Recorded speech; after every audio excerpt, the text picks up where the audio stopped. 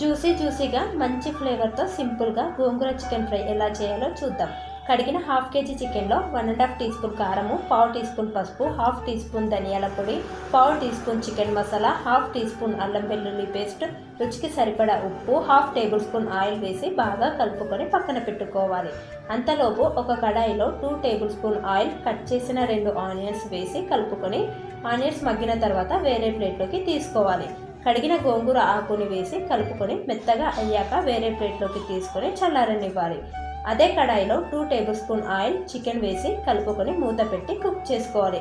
మధ్య మధ్యలో మూత తీస్తూ కలుపుతూ ఉండాలి. చికెన్లోని వాటర్ అంతా పోయాక గ్రైండ్ చేసిన ఆనియన్ గోంగూర పేస్ట్ వేసి లో ఫ్లేమ్లో 5 మినిట్స్ మూత పెట్టి కుక్ చేసుకొని స్టవ్ ఆఫ్ చేసుకోవాలి. ఎంతో టేస్టీ అయిన గోంగూర చికెన్ ఫ్రై రెడీ. ఇలాంటి మరెన్నో రెసిపీస్ కోసం ఛానల్ని లైక్ చేసి ఫాలో చేయండి. మీలో ఎంతమందికి గోంగూర చికెన్ ఫ్రై అంటే ఇష్టమో కామెంట్ చేయండి.